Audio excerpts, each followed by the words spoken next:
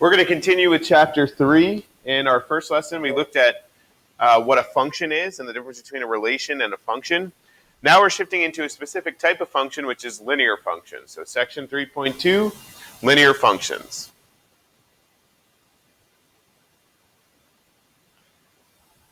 So identifying a linear function. A linear equation in two variables x and y is an equation that can be written in the form y equals mx plus b, where m and b are both constants. The graph of a linear equation is a line. Okay. Likewise, a linear function is a line whose graph is a non-vertical line. So it can't be a vertical line, meaning going up and down. Left and right is fine. A horizontal line is okay, but it cannot be a vertical line. A linear function has a constant rate of change and can be represented by a linear equation in two variables. A nonlinear function does not have a constant rate of change, so its graph is not a line. Okay, so linear equations or linear functions, non-vertical lines. A nonlinear function would be anything that's not a line. So, pretty basic example here. Example 1, does the graph represent a linear or a nonlinear function? Explain. So if we're looking at our first example, the graph is not a line, okay? So because this is not a line, it is not a linear function. It is a function, okay? It's actually what's called a quadratic function. This is what's called a parabola, which we're going to explore later in the course. But it is not a line, so it's not a linear function. In example 2, or B, this one is a line, so it is a line, so it is a linear function. Okay, so pretty basic stuff there.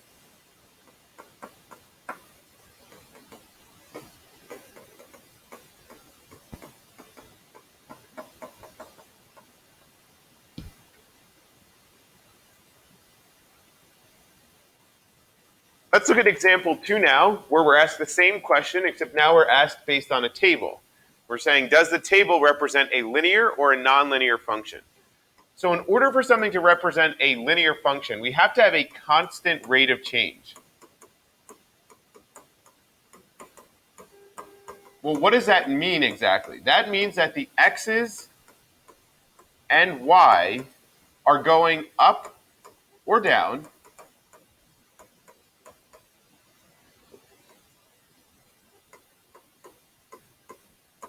by a constant. So we have to look at, from each of my x values, am I going up or down by the same amount? And then are my y's going up or down by the same amount? So we're looking at our x's, we're plus 3, plus 3, plus 3, so we're good. In the y's, minus 6, minus 6, minus 6. So x is increasing by 3, y is decreasing by 6. The rate of change is constant.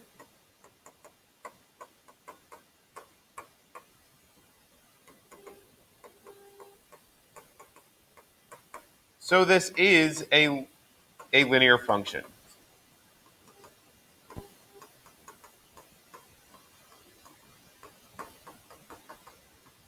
Let's look at our second example. Start with the x's, plus 2, plus 2, plus 2, so we're good.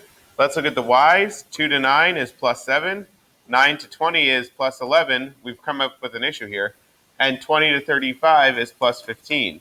So because my y's are not going up by the same amount each time, they're going up by 7 and then 11 and then 15, this is not a linear function. You could say because your y's do not go up by the same amount, or you can just say something like not a constant rate of change.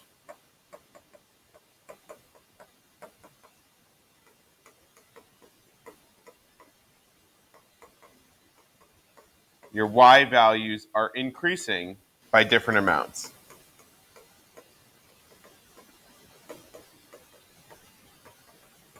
So again, to reiterate,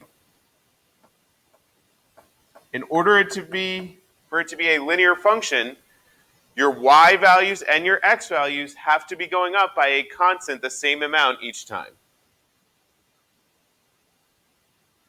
Okay, so we looked at it in terms of a graphical display, how to determine it. Now in terms of a table.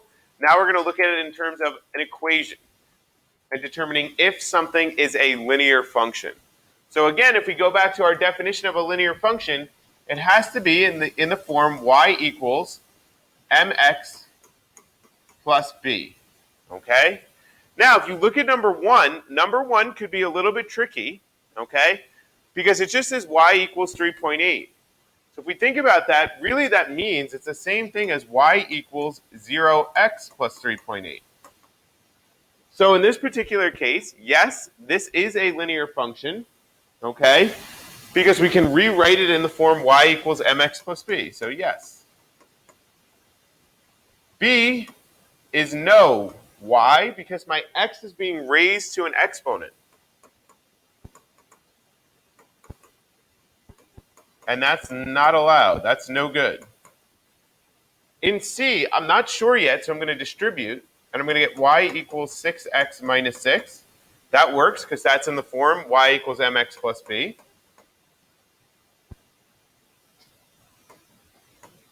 D is no good because the square root is not allowed for a linear function.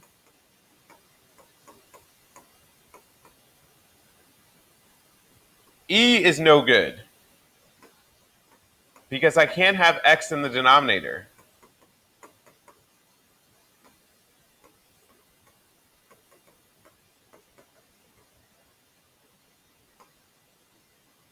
If I get x or y by itself here, I'm going to get y equals x squared. And once again, this is no good because x cannot be raised to an exponent for a linear function. Could be a function, but just not a linear function. If you were unsure of any of these guys, you can use Desmos and graph and see what you get.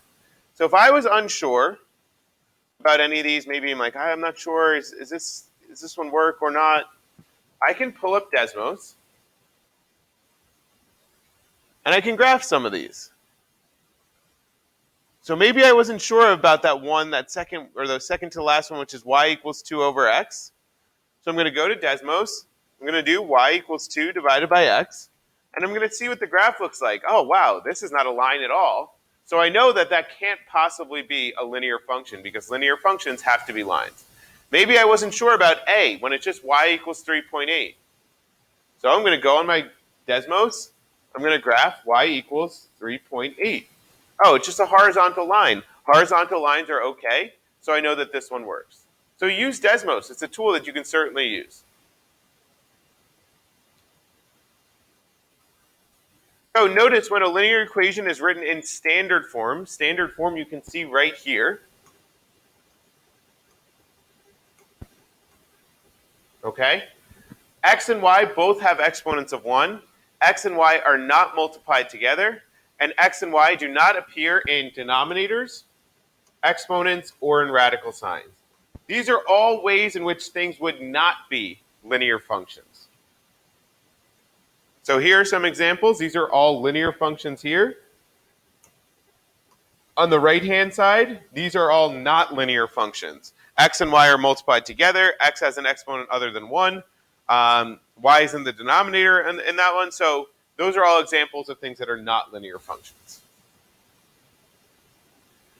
We've seen this before, different representations of functions. We could see it in terms of words. We could see it as an equation.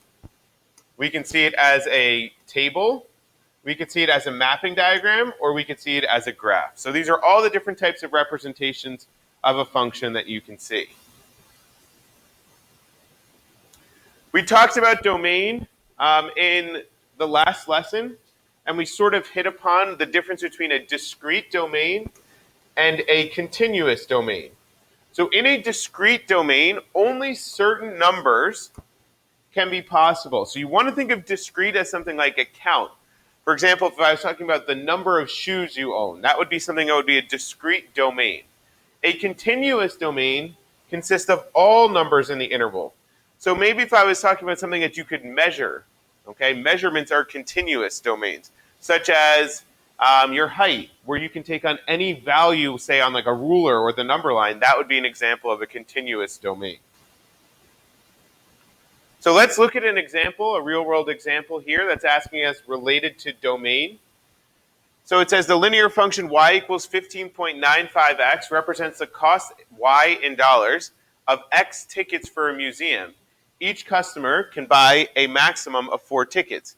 Find the domain of the function. Is the domain discrete or continuous? Well, if we're talking about the number of tickets that you can own, that you can buy, you can't buy 1.13 tickets. So this would be an example of a discrete domain.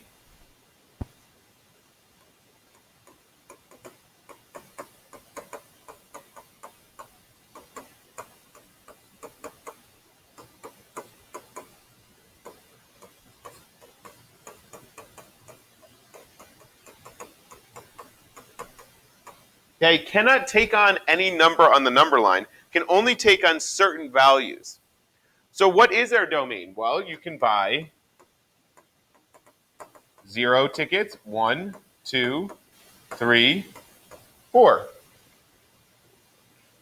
Because it says a maximum of 4, so we can't buy any more than 4 tickets. Now, they're asking us to graph the domain. When we're talking about, or graph the function rather, using its domain. When we're talking about graphing a discrete function, we're not going to connect our dots on our number line here. So let's go ahead and let's graph this. In order to graph this, my domain is my X values. So I'm going to create a table, and then my range is my Y values, and I'm just going to plug in my X values into my function. I'm going to plug them in for X right in there to get my Y values. So obviously the first one, if you didn't buy any tickets, Y, the amount of dollars that it's going to cost you is 0. If I bought 1 ticket, 15.95 times 1 would be 15.95. And then continue to fill out the rest of the table, 31.9, 47.85 for 3 tickets, and then for 4 tickets, 63.8. Now we have to graph this function.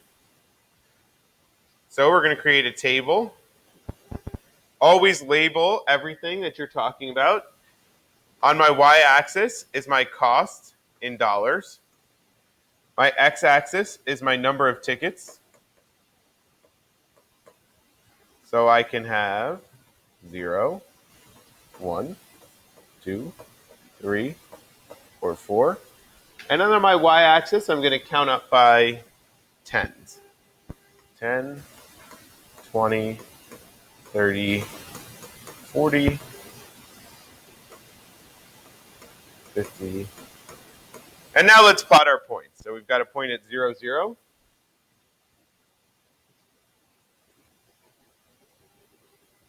One 15.95,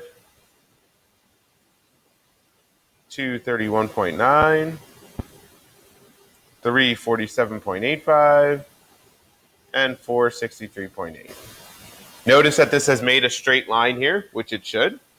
And I do not connect the dots here because this is a discrete variable. Okay, you can't buy 0.5 of a ticket, so we do not connect the dots in this particular function.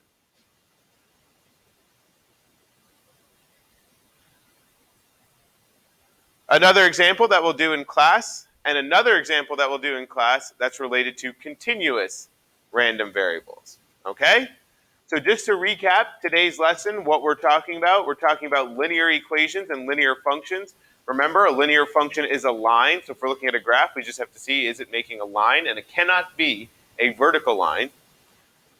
If they're giving us a table of values, we need a constant rate of change, meaning that our x values and our y values are going up or down by the same amount. When we're looking at an equation to determine, it has to be written in the form y equals mx plus b. So that means we can't have any exponents, radical signs, denominators. They can't be, x and y cannot be multiplied together in order for it to be a linear function. And then finally, we dealt with our discrete domains and our continuous domains. Discrete when it can take on only certain values in the interval, and continuous when it can take on any value. We'll go through more examples in class. See you then.